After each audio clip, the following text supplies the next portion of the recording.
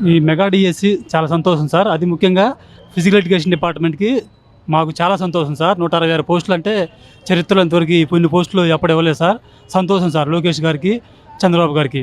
ఆయన ఇన్ని పోస్టులు ఉన్నా కూడా ఒక ఫిజికల్ డిపార్ట్మెంట్‌లో అంటే చిన్నప్పటి నుంచి గేమ్స్ నమ్ముకున్న పిల్లగాడికి న్యాయం జరగట్లేదు సార్. ఇది వాస్తవం సార్. చిన్నప్పటి నుంచి గ్రౌండ్ అంటే తెలియదు. ఎప్పుడు గేమ్స్ ఆడుకునే వాళ్ళు కాదు. డిప్లొమాలో, పాలిటెక్నిక్‌లో అడ్డదారుల్లో సర్టిఫికేట్లు కొనుక్కొచ్చుకొని వచ్చి ఇవాళ గ్రౌండ్‌లో అంటే ఫిజికల్ ఎడ్యుకేషన్ డిపార్ట్మెంట్ అంటే ప్రాక్టికల్‌గా, థియరీ రెండిట్లో విజయం ఉండాలి కానీ ఒక మెంటల్‌గా షార్ప్‌గా ఉంటే అది గవర్నమెంట్ పోస్ట్ ఎట్ట కరెక్ట్ సార్ అది? ఫిజికల్ డిపార్ట్మెంట్ గ్రౌండ్‌లో ఉండేది కదా! గ్రౌండ్‌లో కష్టపడి పనిచేసేది కదా!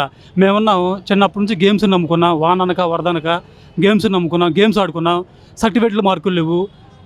మినిమం ఫిజికల్ ఎఫిషియన్సీ టెస్ట్ కూడా లేదు. ఇన్ని పోస్టులు వచ్చినాయి. అంటే ఫిజికల్ ఎడ్యుకేషన్ నమ్ముకున్న అంటే గేమ్స్ నమ్ముకున్న వాళ్ళకి అన్యాయం జరుగుతుంది. అటు సర్టిఫికేట్లు కొనుక్కున్న వాళ్ళకి న్యాయం జరుగుతుంది సార్. మేము 100 మార్కులకి 100 మార్కులు గ్రౌండ్ టెస్ట్ పెట్టమంటలేదు సార్. అది అన్యాయం. మేము మినిమం మా 20-30% మాకు గ్రౌండ్ని కేటాయించండి సార్. 70 మార్కులు థియరీ ఉంది కదా సార్. వాళ్ళు కూడా చదువుకుంటారు. అదేదో ఆ థియరీలో డిఫెండ్ అయ్యే వాళ్ళు 70 మార్కులు ఉన్నాయిగా, వాళ్ళ దమ్ము ఏందో దాంట్లో చూసుకోమనండి. మేము 30 మార్క్స్ కన్నా గ్రౌండ్ టెస్ట్ పెట్టమని హృదయపూర్వకంగా కోరుకుంటున్నాం సార్ గవర్నమెంట్ని.